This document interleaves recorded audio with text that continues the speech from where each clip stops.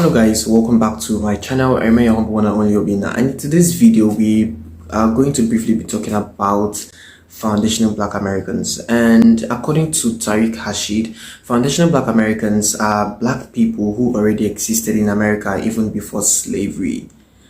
Now, how does that sound? Because personally for me, and according to what I've read through history past and all those stuffs, I can attest to the fact that every Black person who has a black skin is from Africa. Like, this is our continent. Africa is known for our blackness, and no matter how naive and foolish you try to sound because you feel like you've not been to Africa just because of slavery and all those stuffs, it doesn't still change the fact that you may have been from Ghana or Nigeria or South Africa. Like, you're African, bro, so stick to that. Anyways, according to the argument given by the foundational Black Americans, they say that they are not Africans, rather they are foundational Black Americans. Like the name says, they've been in America even before slavery existed, and they are the real citizens of America.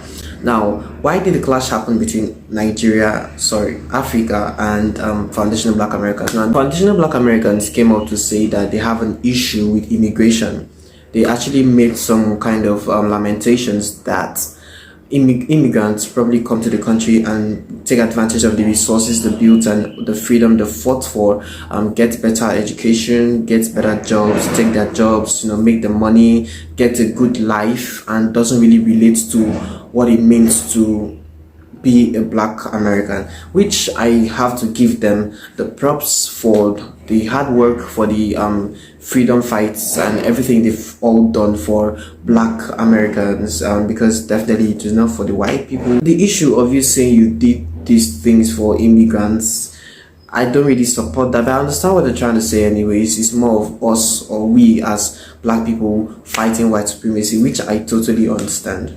How does immigration benefit Black Americans? Now, personally for me, I feel like immigration is not created to benefit the citizens of that country in a sense, or a part of the citizen of that country. If you ask me how does immigration benefit America, like it benefits in a whole lot of ways, and it benefits in international economy, it benefits in international treaties and international relationship. It comes to business and all those stuff. But aside that, it benefits when a Nigerian leaves our country to go to the United States to study and pay over $70,000 annually for good 4 years. That is equivalent to over or approximately $300,000 just to get a bachelor's degree. Now, that's how you all eat off our money. So yes, immigration benefits America, but does it benefit a side of America who they call themselves foundational Black Americans? I don't know. Yes, because yes, they are all citizens of America, but if they really want it to benefit them alone, I don't think that makes sense. Foundational Black Americans actually brought up a space, and they talked about it, and they were like, okay, end immigration, like what's happening, and I understand the point of view. Some of the points here they made were, number one, that Africans, or rather immigrants, when they come over to United States, they don't really, especially this one was directed to Africans basically, that they don't really see themselves as part of the Black Americans. They already have this ideology that we Africans already have a stereotype of them, and we call them Akata. And that was my first time hearing the word Akata. I have never heard the word Akata, and I don't even know where the language that comes from basically. So they actually said that Africans call them that, and they are always not so close. Like, they give this distance, and you definitely tell when an African is there and when a Black American is there. Like, there's no connection. And personally for me, I feel that that's bullshit. The relationship I'm seeing between Africans and African Americans, or rather foundational Black Americans, I can tell that these people are close. Like, why the negative painting and all those stuff? And this also doesn't change the fact that African Americans also call Africans names. So it's like a 1-1 something, so it shouldn't be a big stress. African Americans make jests of our accents. African Americans make jests of our name, and would kind of deliberately call your name in a way that you wouldn't like. African Americans make jests of your language, they make jests of your fashion sense, they also make jests of your skin if you're very dark. And I think it's pretty much normal. So I don't know why the hate is there. And if you actually come to the space to tell Tari that yeah, these things also face, that we also face some kind of oppression from our fellow Black Americans, he cuts you off because he feels like no, you don't have a right to say all those things. I must say personally that Tariq Rashid came off very rude to Africans. And yes, why is it African right now? Even when he generally was talking about immigrant, the reason was when he did the space, who gave them time? Africans were the people who gave him the listening ears. And I can tell that more than 50% of the Africans were Nigerians, and around 80% of the people who spoke for Nigerians came from Nigeria, right? Yeah, they came from Nigeria. Some of them were Ghanaians, Ethiopians, Somalians, and some other countries like that. But before I continue, I just want to make it clear that South Africa is not worthy to be in the continent called Africa, because I can't believe that there's something going on against Africa generally as a whole, and you would go on to support the people fighting your own continent, and only because of the hate you have for Nigerians. But I understand anyways. I understand you're kind of eaten up by the white supremacy very well, and I think that this kind of fight should be really your fight. But no, you chose to stand for your opponents, which is okay. We already understood your stand. And I mean, going back to the space, Tariq Rashid came off very rude, very arrogant. He was very insultive to Africans. In fact, after his space, so many foundational Black Americans basically opened space, and they were insulting and making jest of Africans, insulting their accents, insulting their names. Like, they were doing a lot of things, and it came off very annoying to literally all Africans, because like, you're just doing this thing. Like, what's there? I don't see any problem where I am African and I come over to a country where my resources from my continent are being taken from, and in the same time I'm still paying for all these things, like thousands of dollars for all these things, for education, for good life. And being the intelligent me, I graduated with very good education and academics, and yes, because I did good, I get recruited to a US company and I start working, they get good pay and living a good life. Why are you having an issue with that? And the last time I actually checked, most of the people who are actually coming or migrating are Asians, like the Latinos, Asians, and I don't know why Africans is just the least, like lowest, it's just the least percentage of immigrants. Why are you so disturbed and mad towards African, especially in Nigerians? Like, what's your damn issue? In the same time, I will blame both Africans, and I won't blame Africa at the beginning time, because even me personally, I felt like yes, they all need to be insulted. Like, take a bite of the same food you've been giving us. Like, don't do it. But anyways, after 1 week of causing the backlash between Africans and foundational Black Americans, it went off yesterday morning. Ethiopians and Somalians actually opened the space. #cancel Tariq Rashid. Damn it was tough. These people literally gave Tariq Rashid and his colleagues a dose of their own medicine, and trust me, it was tough.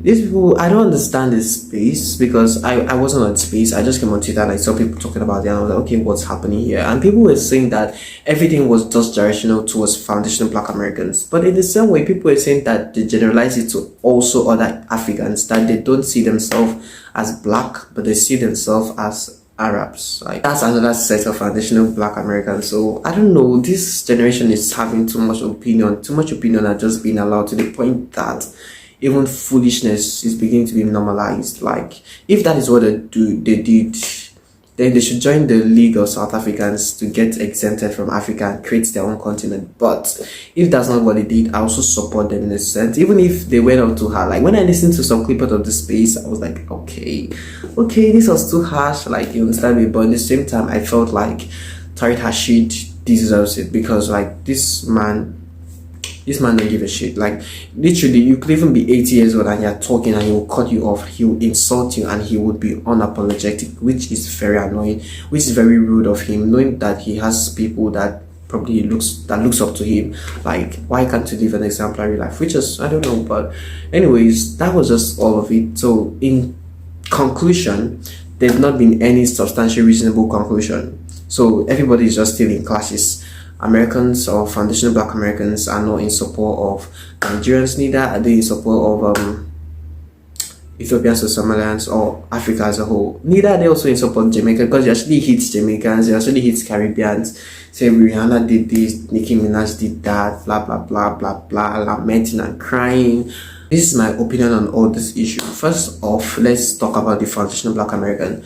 I feel like it was just built on grief, it was just built on hate, it was just built on inferiority, and I feel like foundational Black Americans should get off that mentality of slavery and understand that this was the past. I mean, this nearest future, the way you handle things should be handled with maturity and intelligence. You should play well in your actions to tell that you've grown out of all those emotional stuffs. I understand is part of your culture, not culture, it's part of your background, it's part of everything, and it's also part of my background. As a Nigerian, we also face slavery, and I've also been to Badagry slavery port where everything we done, so I understand everything. And Nigerians still suffer from the same white supremacy, so it's not like we're very different. So I don't know why, when we are meant to actually come together to fight our enemy, we are kind of having a clash. And this is exactly what white supremacy wants from we Africans, and I think Tariq has a hand in this. So foundational Black Americans, as they call themselves, should basically get off slavery mindsets. They should just get it off. And when it comes to the issue of immigrants seeking their jobs and all the stuff, probably they should go to school more. And if that, I mean, I believe that so many of you guys have been doing it, but like you guys should go to school more. And yeah, just go to school more. If you know that you're doing any thuggishes or things that's going to paint your community badly, like, stop it and show the outside world what's the positive side of you guys, and just do your thing and don't see anybody as a competition, because that's what you saw we Africans, especially Nigerians, as, and that's why there was this clash. So don't see anybody as a competition, and just do what you have to do, and trust me, you'll see the outcome positively. Now, coming back to Africans, I feel like all these issues will still not resolve any shit. Even if we continue to talk about this, it still doesn't change the fact that people will still migrate. Like, immigration, or migration rather, is a part of life. And according to the Universal Declaration of Human Rights, everybody have the right to move from one place to another. Hence, like, I have the qualified legalities. Like, I can travel to whichever I want to travel to. Like, you're not God, you're not the one who created it. And you say that foundational Black Americans have the power to stop people who come in and out of the United States. It's just cap. Like, you're just capping, bro. You can't do nothing, you can't do shit. Like, you're not the government. Yeah, Tariq should have become popular in Africa. Like, he has made himself known. He has cashed out from YouTube, from tweets, and from his book. So congratulations to you, bro. At the end of the day, this convention is just whack, it's useless, and I support Twitter for taking down the space.